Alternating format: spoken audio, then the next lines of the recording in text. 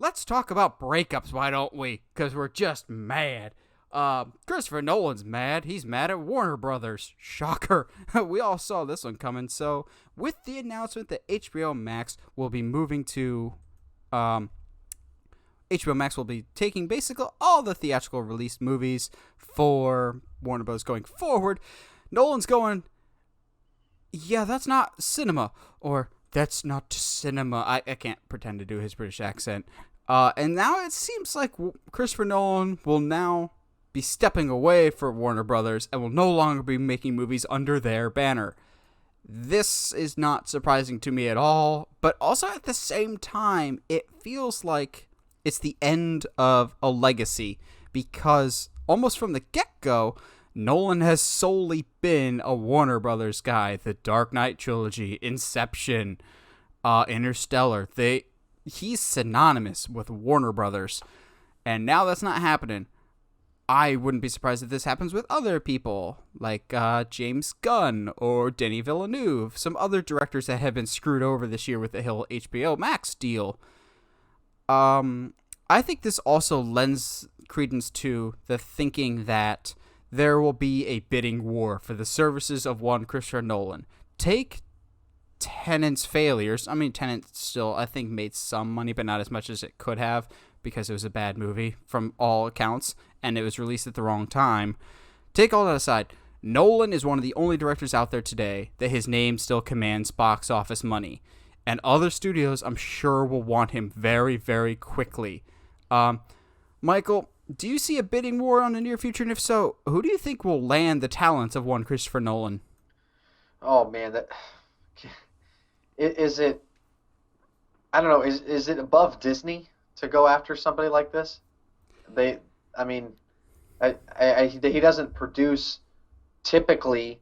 I mean, the more cerebral kind of mess with your head, kind of change a paradigm type of narrative, or introduce new concepts. I don't know if Disney would be interested in something like that, but they're interested in every other market, so I can't imagine he won't talk with them. I really, I mean, look how much that J.J. Abrams was worth in his contract. Mm-hmm. So being a free agent, I would say, man, if the market's going to pay you exactly what you're worth, if I was in his position, I'd sit down with everybody. Because he's going to be called, I wouldn't dismiss anyone at this point. But I mean, is it above Nolan to start his own either? I mean, Well, he already has his own company with Syncope that he runs with yeah, his wife, which is more of his production company. But it's different being a production company than being an actual studio studio. to handle Yeah. the finances and everything else. Could he? Is that out of the realm of possibility that he just is independent, is unshackled? Because a lot of this feud with Warner Brothers, unless he signs a particular contract, which is you're not going to be able to get any sort of studio to sign in the age of streaming and to come. Is there a chance that he just decides, hey, I'm gonna? I mean, he's always been somebody to go against the narrative in a way that's maybe the socially acceptable way of presenting material on screen.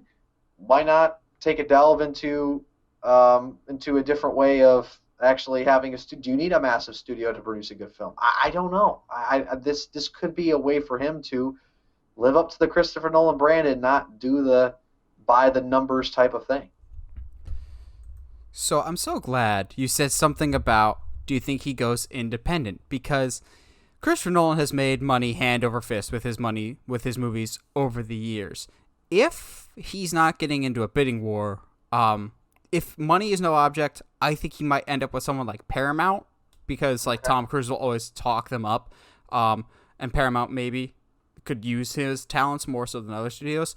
But if he doesn't care about the money and wants artistic freedom, Yes. I could see him sticking with a smaller company like an A24 and going Okay. back to his indie roots, like going back to his Insomnia or Following or Memento days, and kind of scale back from the blockbusters and kind of go more with the introspective stuff. Because A24 has really quietly been killing it, and I'm sure a guy like Nolan hasn't been sleeping on A24, and I'm sure he's kept up with the success that they've had from an artistic level. Hmm. From a sheer box office in terms of like budget to how much they make, Blumhouse is probably the number one name in the game right now. Like, here's $7 million. Thanks, Jason Blum. Here's $200 million for your generosity. That's typically how a Blumhouse movie goes. And before you say anything, Blumhouse does do other things besides horror. They did Whiplash, which, well, I guess is kind of a horror movie if you really think about it. Yeah. But I've been clamoring for Christopher Nolan to do a horror movie forever. A psychological horror would be fantastic from that man. But I think I would look more at a smaller studio like a Blumhouse or an A24 before you look at a Paramount or Sony. Not that Sony could afford him. They could barely afford Spider-Man. I'd look at the smaller studios before looking at the big studios from where Nolan might land. Yeah, I think creative freedom is of utmost importance if I just had to guess, and based on this particular feud that has happened, and we're just done. And I, and in a way it's sad because I really appreciated like the at least up to this point the amount of confidence that they had. It's just, I will say, at least to myself, the reason why I haven't watched Tenet is because I'm usually exhausted by the end of the day, and I don't want to have to invest in a film. And Nolan has, other than, I mean, even the Dark Knight. That Dark Knight presents some serious, like, I mean, you have to put on your thinking cap to watch the Dark Knight in a way. It's Yeah, not just so Dark Knight, I always say, is one of the best movies I've ever seen. But I've seen Batman Begins more often because that's a lighter, more yeah, digestible movie. exactly. And you can't not pay attention. You really have to think, and that's and it's amazing that he's been able to have the following that he has because typically the bigger blockbusters, the less you really have to kind of be engaged or there, be asked really difficult, like metaphysical and existential questions.